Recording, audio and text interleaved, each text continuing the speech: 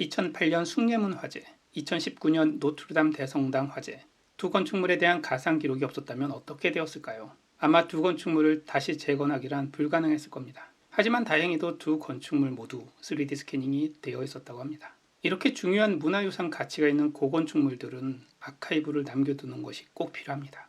오늘은 고건축물의 공간 기록화에 3D 스캔이 어떻게 쓰이는지 알아보도록 하겠습니다. 소개드릴 장소는 익산에 위치한 나바위 성당입니다. 1882년에 건축되어서 지어진 지 140년 정도 되었고 서양 건축 양식의 한옥의 구조가 섞인 특이함으로 현재 국가문화재로 보호받고 있습니다. 이 아름다운 건축물이 언젠가 어떠한 이유로든 갑자기 사라진다고 생각한다면 참 야속한 일이겠죠.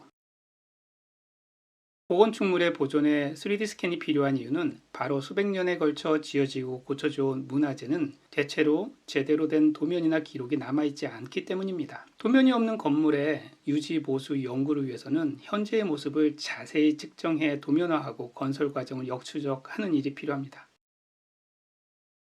일반적으로 반듯하게 지어지는 현대 건축물들과는 달리 오래된 전통 건축물들은 제각기 생긴 나무를 손수 깎아 만든 기둥과 석가래 그리고 하나하나 손수 구워낸 기와까지 더해져 건물 전체가 자연히 유기적인 모양을 띱니다. 이렇게 한 땀 한 땀 수작업으로 만들어진 비정형 건축물들을 실측을 통해서 다시 정확한 모습으로 도면화해내는 기술이란 그동안엔 존재하지 않았습니다. 그간에는 문화재를 기록하는 방식이란 게 대학 교수님들이 줄자를 들고 한 땀 한 땀 재어가며 그림을 그리듯이 부분 부분을 기록해온 것이 전부였죠. 많은 생략이 불가피했습니다. 그런데 3D 스캐닝 기술이 등장한 이후 판도가 확 바뀌었습니다. 이곳저곳 잴 것 없이 단 한 차례의 스캔으로 생긴 그대로의 형상을 왜곡 없이 기록할 수 있게 된 것입니다. 이렇게 비정형의 옛 문화재들, 특히 기와를 얹은 전통 지붕들의 유기적 형태를 완벽하게 3차원으로 기록하는 수단은 이제는 3D 스캔 이외에는 대안이 없다고 하겠습니다. 저희 팀에서 맡은 일은 나바위 성당의 스캔 및 디지털 아카이빙과 구조설계사무소에서 검토할 수 있도록 부재별 모델링과 역설계한 드로잉, 그리고 기존에 있던 자료의 도면을 겹쳐서 얼만큼의 편차를 보이고 있는지까지를 보고하는 것이었습니다.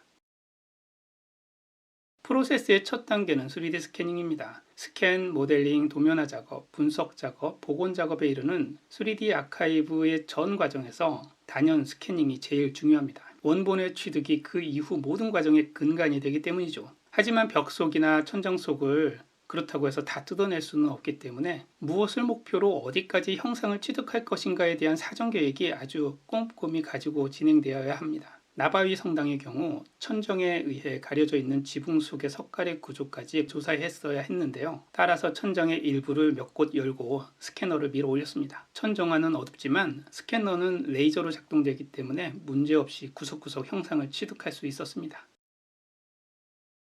이제 스캔 데이터를 기반으로 모델링된 데이터를 어떻게 활용할 수 있는지도 함께 보여드리겠습니다. 이렇게 스캔한 것을 컴퓨터에 정합하면 온전한 형상을 갖춘 가상세계로서 어디든 원하는 곳을 지정해서 클릭 2번만 하게 되면 이렇게 카메라 뷰가 생성됩니다.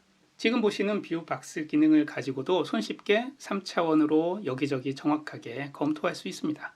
화면에 보시는 노란색 부분은 스캔을 기반으로 하여 올빔 팀이 추가적으로 지오메트리 방식으로 모델링을 한 것입니다. 반듯하게 보이는 것, 즉 모델링한 것과 유기적인 점으로 찍힌, 즉 스캔된 점 데이터가 합쳐진 모습입니다. 단면도 역시 손쉽게 생성됩니다.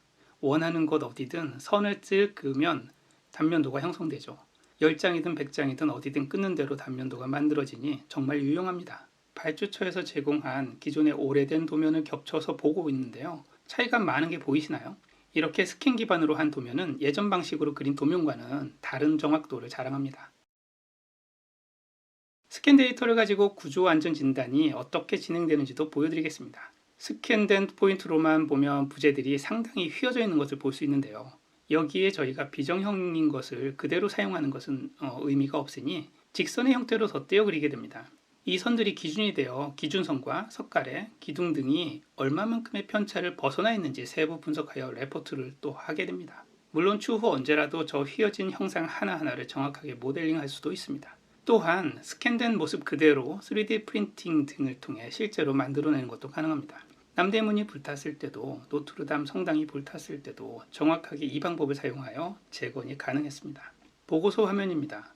모든 구조 부재의 틀어진 정도를 X와 Y좌표별로 정리한 것으로 각 부재가 얼만큼 틀어졌는지를 볼 수 있게 정리합니다. 상부를 끄는 것과 하부를 끄는 것을 비교하면 평면도 상에서도 외부의 축이 좌표상 얼마나 틀어져 있으며 구조상 안전하거나 위험한 정도를 검토할 수 있습니다.